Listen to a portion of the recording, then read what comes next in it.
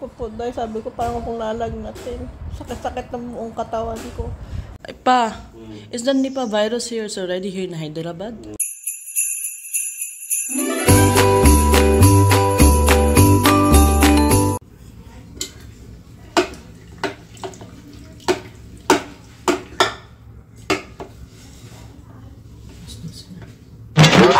Pala kayo. Tsaka pinang hindi alam, no? Yung kamusta kayo, guys? Ayan. Before natin sagutin yung vlog natin, gusto ko lang pong pasalamat sa lahat na nag-greet sa atin doon sa ating birthday vlog na walang inuman, puro lang pulutan. Nag-miss na uminom greet pag may okasyon. Kasi hindi naman dito common talaga yung pag alam mo yun, pag may handaan, may inuman. Parang minsan ka lang maka-encounter ng ganyan, depende sa pamilya. Kung mga open-minded ba. Nagluluto ako ng pang-lunch ni Anika. Ready lang ako ng pagpo, guys, oh. Kasi ito na ang pinakamabilis na Indian food na lutuin. Halatanong tinamad yun. At habang tulog pa sa luring, agahan ko na yung pagluluto. Ano pa lang, may 30 minutes pa naman ako bago i-hotdog kay Anika yung kanyang lunch box. Nag-isip akong ano pang partner ko dito.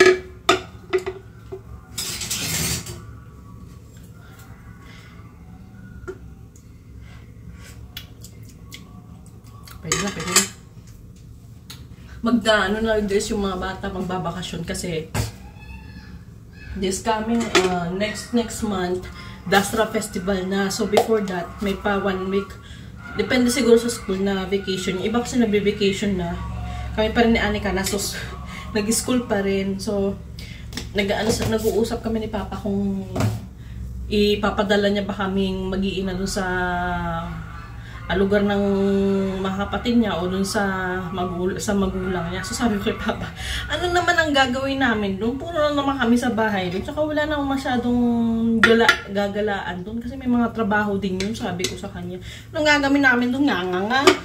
Hindi rin kami makagala doon sa may ng biyanan ko kasi doon hindi masyadong nagagala yung mga kababaihan guys doon sa village na yun. Sabi ko dito na lang kami sa Hyderabad, sabi ko. Baka gusto mong palayasin muna kami. Sabi niya, hindi naman sa gano'n. Nasabi niya pa makapagbakasyon ng bata. Bakasyon ngayong bata, ano naman gagawin namin doon? Yes, I know that gusto mong makasama namin yung pamilya mo. But kasi sa totoo lang, wala naman hindi kaming gagawin doon. Sabi ko sa kanya. May usapan kasi kami nila Mami G na ba ngayong bakasyon magkita-kita at mag-party-party kami mga Pinay dito at hindi naman kumbaga party, yung magkita-kita lang ba mag-banding-banding at kumain ng mga Filipino foods. So, sabi ko dito na lang mag-enjoy pa ako. Tsaka yung mga bata rin, pag may time din siya, may magagalaan kami kasi doon wala namang masyadong galaan guys. Sabi ko, okay lang sana yung lugar ng ng magulang mo, ng kapatid mo, yung kaparehas ba sa amin sa probinsya na may ilog kang pupuntahan, parang something na, ayun yung nature ba? Doon talaga wala. Or meron, pero hindi ko alam kung sino magdadala sa amin doon, may mga trabaho din yung mga tao doon. Kaya yung pinagdidiskusyon na namin kaninang umaga, ang babara yung aking lalamunan. Ako guys, kung ano pa partner ko dito sa baba. Sabi ko, papabihan mo ko ng mamoy. Kasi may bokchoy ako. Masisira yung bokchoy ko. Prepare tayo ng ating papo. Mainit na agad yung kawali. Kailangan lang nitong ipa-brown na medyo tusta-tusta para masarap magkalasa yung ating papo. Actually guys, may gusto akong i-share sa inyong recipe. So, let me know in the comment section kung interesado na naman kayo. Ano yun? Di ba sa atin yung fried rice natin, garlic rice. So, let's give it some healthy veggies yung sa fried rice natin. Ano siya? Parang Indian, Chinese type of, ano ba tawag dito? Fried rice na may kasamang gulay, egg. Parang kompleto sa recados na. So, if you're interested guys, please let me know in the comment section. Sige na baka masunog na yung ating pang-pampering. Kasi ano yun guys, napansin ko doon kasi since di ba nga sa Pinas nagbabudget tayo. Kasi pag kahit konti lang yung rice guys, mas dumadami yung volume niya dahil sa mga sahog-sahog na rin na nilalagay. So, kung medyo bitin yung kanin at meron kayong mga ingredients na meron naman din sa atin sa Pinas at very common. Talagang mapapabudget ka kasi kagabi yung rice namin ganito lang karami. Pero nung ginawa ko siyang egg fried rice, ang dami niya guys. Nagsakto sa 3 katao. Depende lang siguro sa dami ng kakain. Pero yung ginawa ko kahapon guys, sumakto siya kay Papa at kay Anika. Ako konti lang kinain ko kasi medyo hindi ako na kumakain sa gabi. So, ready yung ating tampering. Ako muna natin siya.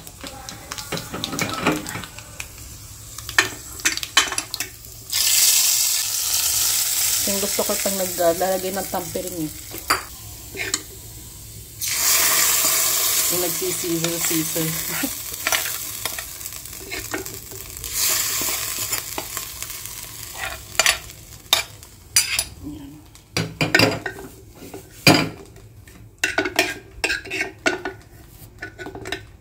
So, ito yung kanilang papu. Without chilies or any pang paanghang. Ito na yung lunchbox ni Ate Anika nyo. So, pinabaunan ko nun din siya ng itlog. Ayan. At lalagyan din natin siya ng curd. Paborito niya yung curd eh. Lalo na paglalagyan ng asukal.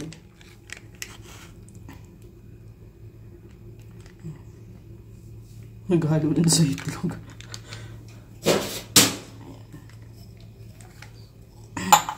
So, dali na natin ito guys habang tulog pa si Loring.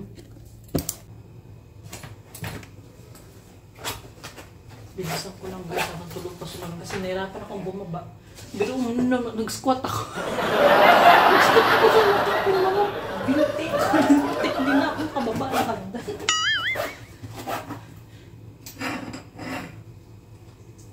Inisin mo na natin siya dito. Ayoko makalat sa kusina.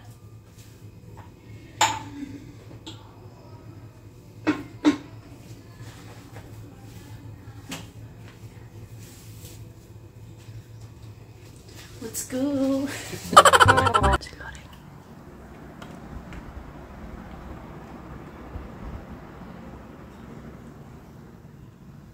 Mabilis lang coloring, promise. Mamaya magising siya at biglang lumabas.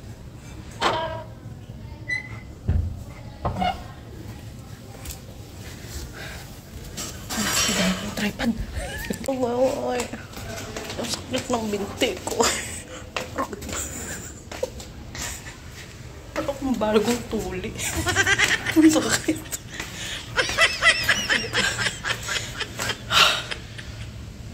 Ang hirap mag-squat. Parang bagong tuli. Ang ganda-ganda ngayon ng panahon. Parang ang sarap pumunta ng dagat.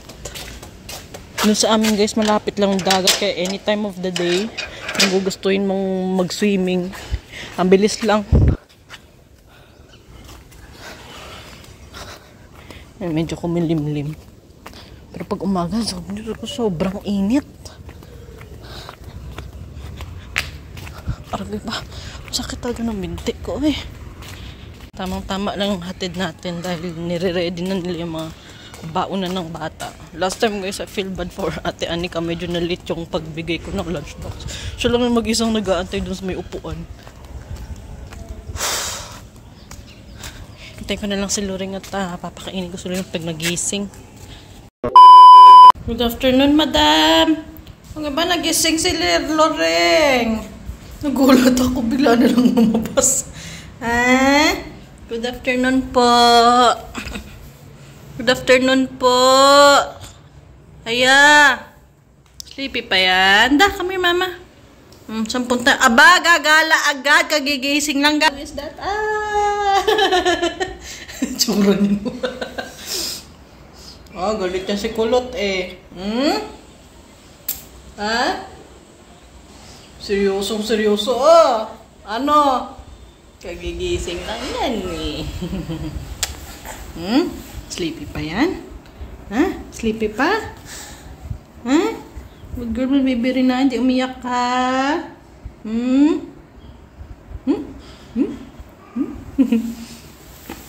Where are you going now? What is that? Ball? There?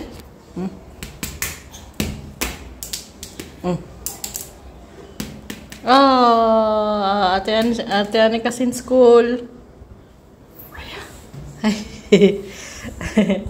Let's go. Come to mama. Ta. Ako'y nakain ng atis at nagulat ako biglang lumabas si Loy. Kain tayo guys. Tag-atis na kasi dito. Naman ko din kumain ng ng star apple.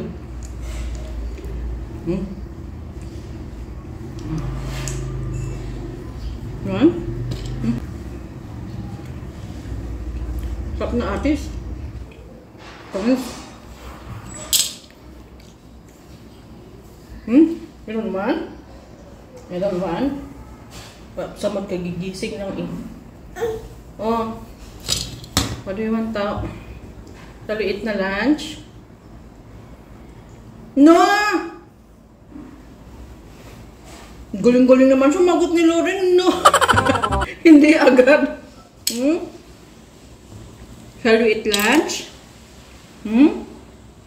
Shall we eat lunch? Tingnan yung buto ng atis eh. Shall we eat lunch? Ha? Kalawa ko na to kanina umaga.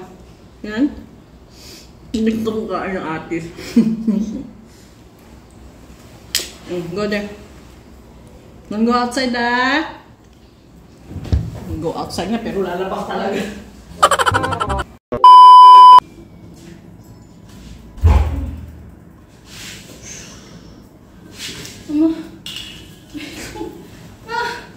Getting leg pain. Wait lang.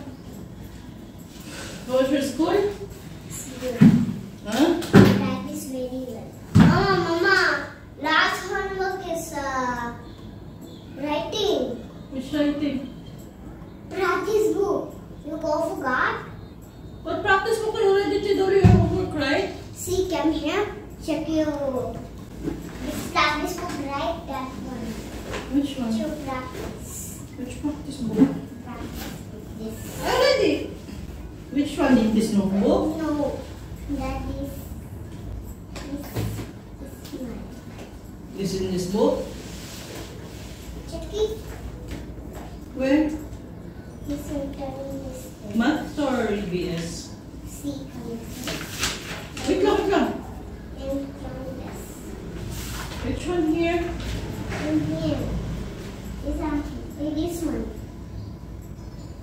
Ah. This is today. This is for today. Right? Oh, that's for home, see? That's why this is today your homework. Okay, later you do your homework, okay? For the meantime, take rest. Go and change your clothes. Did you finish your lunchbox? Rain, come here, Rain. Yes. Wow, very good at it. I like it. You like it? Wow. It's very nice. And next time I don't bring you fried chicken, you're not eating? Because it's so hard. What is so hard? This is crunchy, Mom. That's what. Go and change your clothes. Hey, baby. Put this one. Wait lang, I'm getting like... Kami lang ga, pag ko pa lang ka po pa. Let's get inside. No. Ba? Come here. Ba, may pakis ka pa, may pa-flying ka pa. Get inside. Ha? Oh, saan ang punta niyan? Nagmarcha-marcha pa dyan. Dana, let's go na. We're going back to sleep. Take rest, baby, okay? Give me your ID. So, how was your school? Huh? Shall we go to the park later? Huh? Why? What, why? To play. To play? Yeah, you don't want? Then come and let's sleep. Sleep with you. Actually, yesterday guys, we're planning to go to the park. But sadly, natulog kami. Pagising namin, alas 6 na. Hindi na namin kami kahapon natuloy. So, let's sleep now, baby. Anika, let's sleep now I'm not earlier. full. I'm not full tech rest. I'm doing the full sleepy. You don't feel sleepy, but you have to sleep. You don't want to grow? You don't want to grow? I don't want. You don't want to grow. Then you can't wash the dishes. You can cook then if you're staying in that height. Huh? Did you check my height? So it's still little, no? Still small. That's why I always keep on telling you, eat your vegetables. Did you eat your veggies? What? Did you eat your veggies? I eat also leaves. Oh, wow. The onions is very sour. Huh? The onion is very sour. Which one? That onion. Which onion? The onion. Onion means O-N-I-O-N. Wow. Loreng, ano na yan? Imo na, eh. Pati ibot niya. Chinismis na. Come here na. Let's go na. Let's go and take a nap. Ding ding ding ding ding ding ding ding ding ding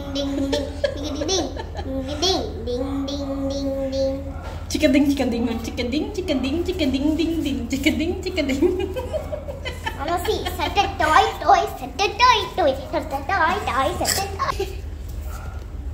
Come here na. Thank you. Come here na. No. That Angus will scold you, huh? What you guys are doing there? Ate? What you guys are doing there?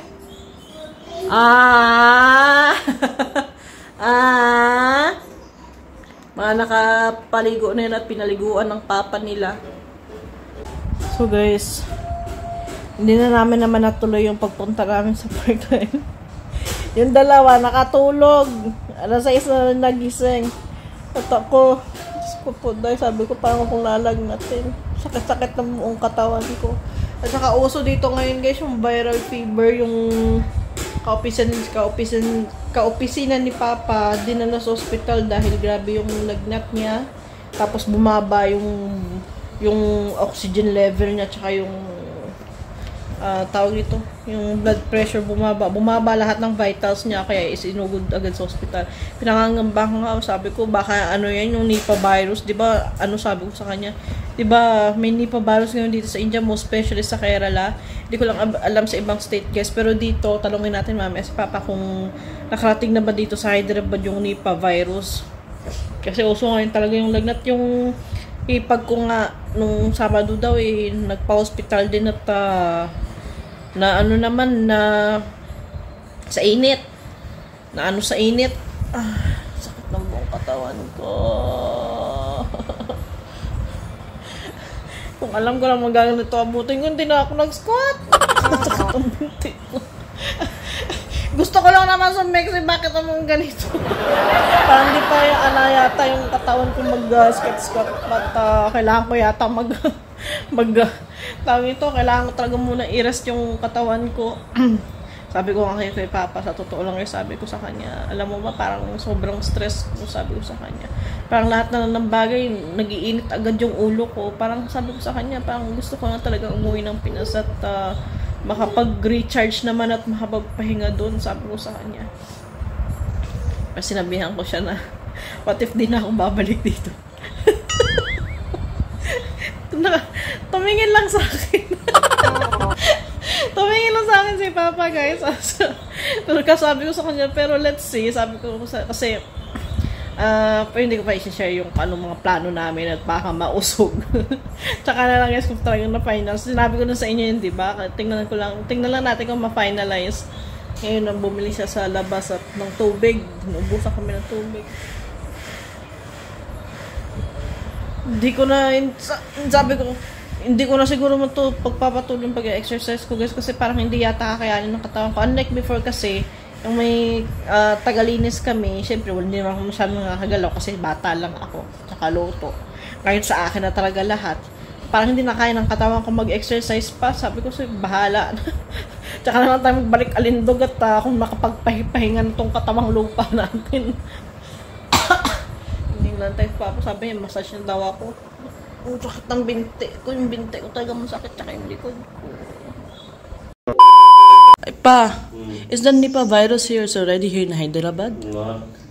Not yet. What about the other states? I don't know whether it's came or not. You're not watching news. You're not watching news. That's very common now, the viral fevers here, right? My gosh. So until now, there's no any news here that Nipah virus. But in some other states, they already locked down. No, where is only in Kerala, I guess. But in some other vlogs, I say that some states are already locked down. Where? Something like in Gujarat, something. Kerala, I saw only some days. But what about now? They already lift the lockdown. There is a lockdown, no lockdown in India. Only in that state only in some districts they locked down.